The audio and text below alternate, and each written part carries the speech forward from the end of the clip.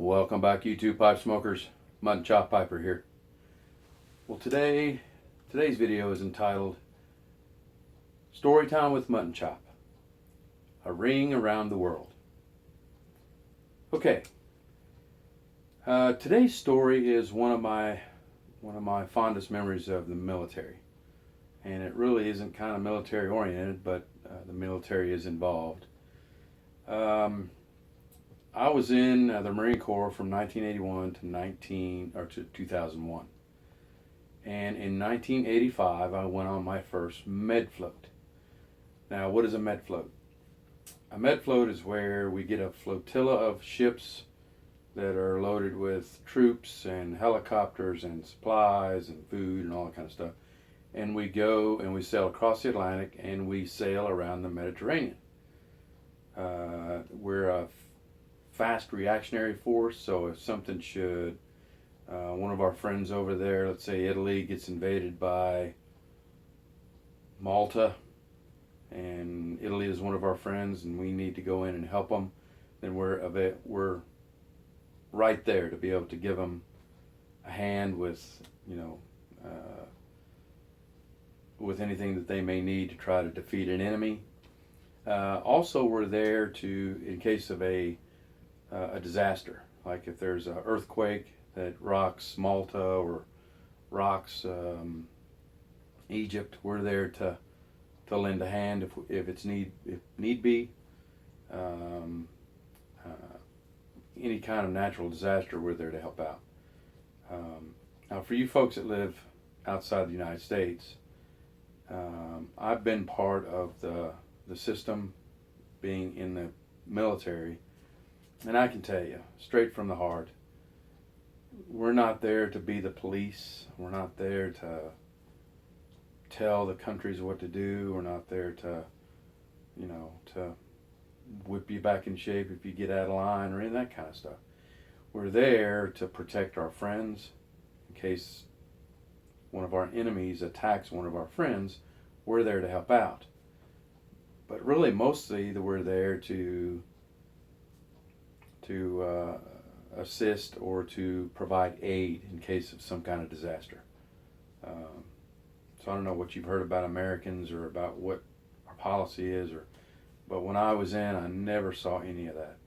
No one ever came to me and said, hey, Italy's getting out of line, or one of our friends, but they're not doing what we want them to do, so we're going to go in and invade and overthrow the government and all that kind of stuff. None of that ever happened. We're there basically just to help out our friends if need be, and to provide aid to those that are in need. Okay, so my first cruise was in 1985, and it was to Beirut. And of course, we were there trying to help Beirut fend off their enemies. And unfortunately, when I was there, the Marine barracks got hit, and luckily I wasn't there, but it still was a horrible, horrible act of cowardice that killed a great many fine Marines.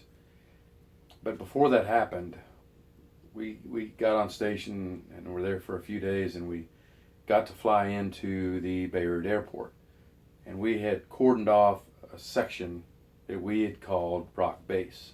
That's what we called it.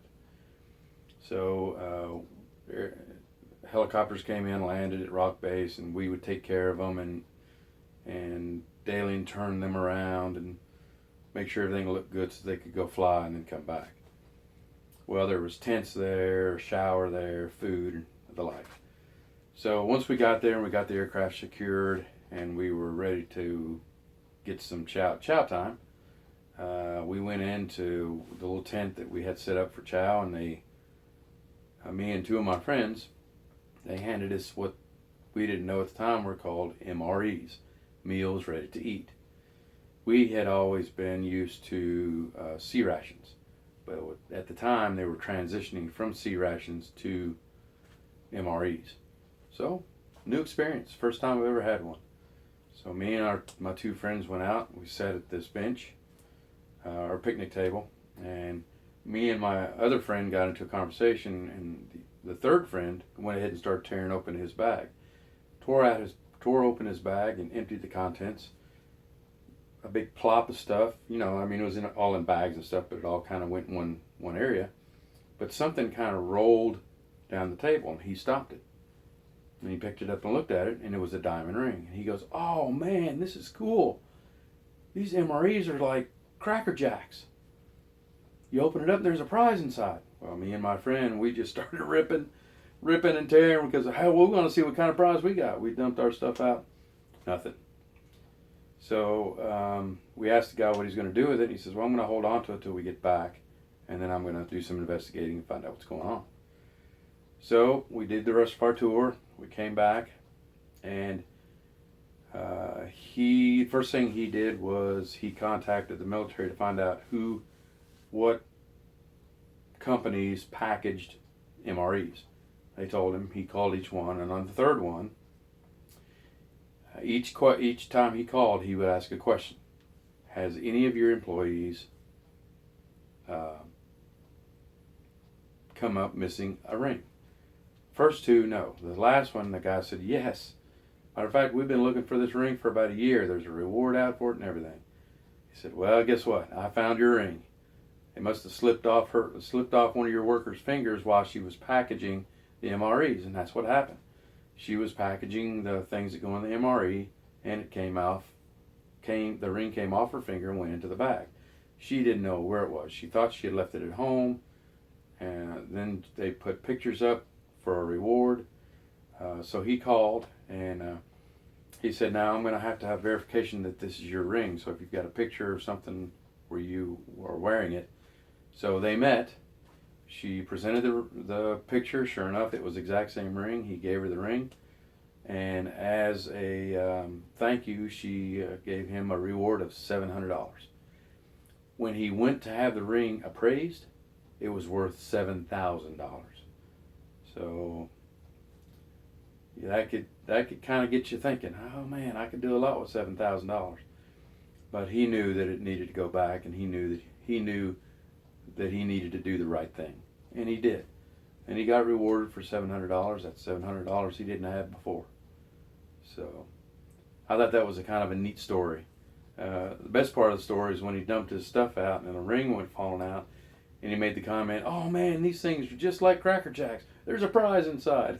And then me and my friend were like, "Oh man, we're tearing it open. What did we get?"